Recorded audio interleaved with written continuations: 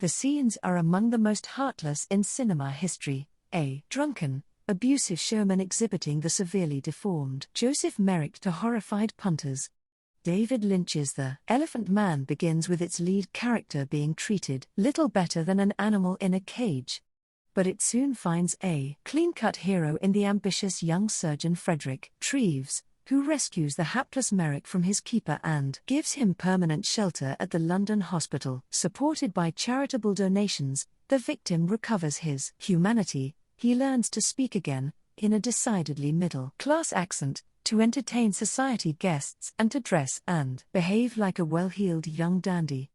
Merrick, no more the degraded show freak, reveals his inner goodness and spirituality and dies happy. Lynch's movie is based largely on Treves' sentimental chronicle. But that narrative is merely one version of events, and one that in the end tells us more about middle-class morality than it does about Merrick. There is another story that casts a different light on what happened. The memoirs of Tom Norman, Merrick's London manager, are surely as biased as Treves. But as one of the most respected showmen of his day, Norman's account challenges head-on Treves' claim that Merrick was ultimately better off in the hospital than at the Frick Show. In August 1884, after checking himself out of the Leicester workhouse, Merrick began his career as the Elephant Man. The exhibition of human oddities had been part of English entertainment since at least the Elizabethan period. In the 1880s, alongside the Elephant Man, the British public could see Jojo the Dog-Faced Boy, American Jack the Frog Man, Crow the Missing Link, Heranthan the Armless Wonder and any number of giants, dwarfs, bearded women and other freaks of nature. Despite the Frick Show's popularity, by the end of the 19th century, middle-class morality was condemning it as immoral, indecent and exploitive. Most Victorian freaks, however, actually earned a comfortable living.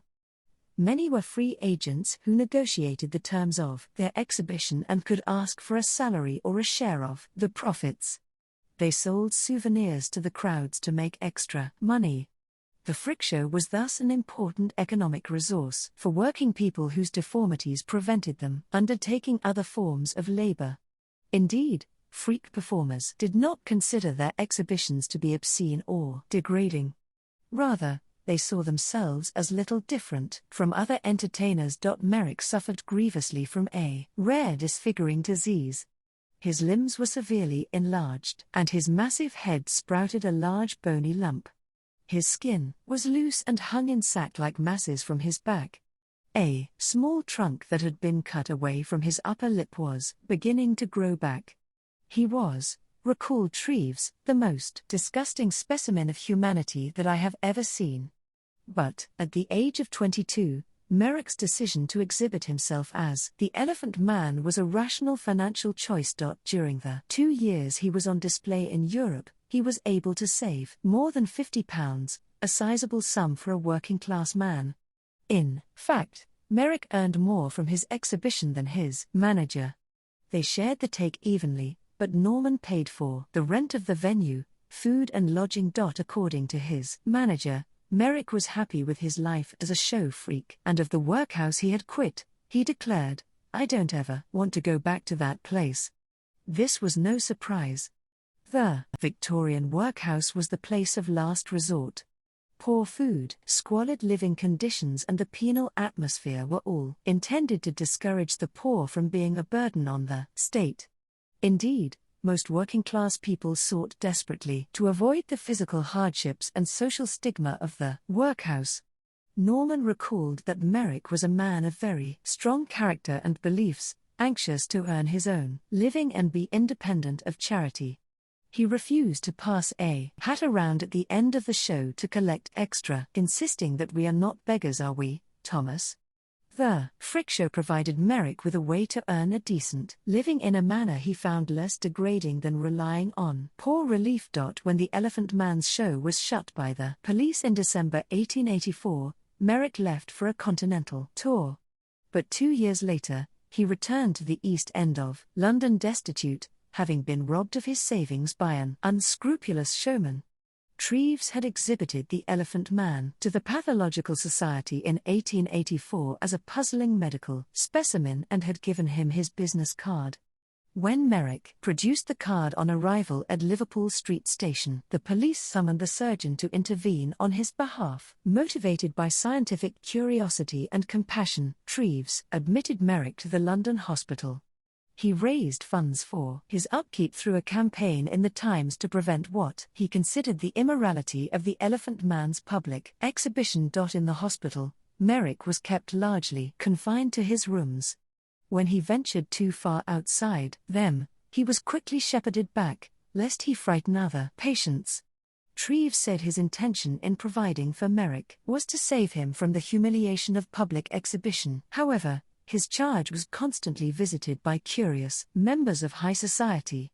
Like the masses who attended freak shows, they came out of a prurient fascination with Merrick's grotesque body rather than merely to cheer his confined existence. Indeed, as a patient with a rare disorder, he piqued the curiosity of a variety of medical practitioners and was frequently on display. According to Norman, Merrick was constantly seen and examined by a never-ending stream of surgeons, doctors and Dr. Treves' sick friends. The Elephant Man's hospitalization sprang from a benevolent desire to help this poor fellow. But, for Merrick, it may have been little different from entering the workhouse. As a permanent resident, supported entirely by charitable donations, he was rendered a dependent member of the deserving poor. Norman argued that Merrick's only wish was to be free and independent.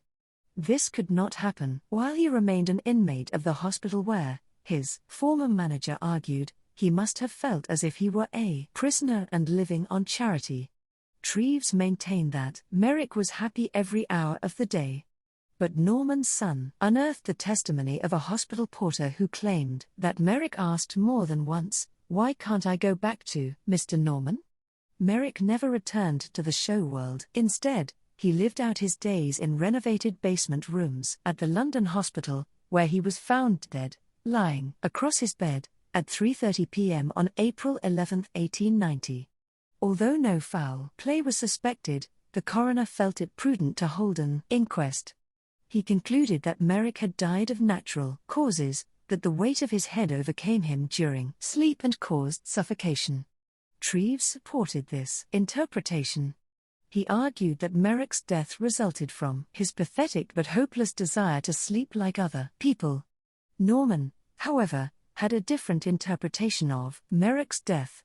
He believed the Elephant Man had taken his own life. Suicide does seem a much more plausible explanation.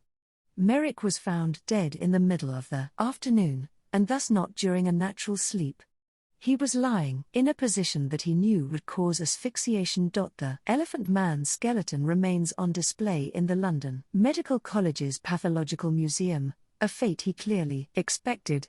According to one of Treves' medical students, he used to talk freely of how he would look in a huge bottle of alcohol.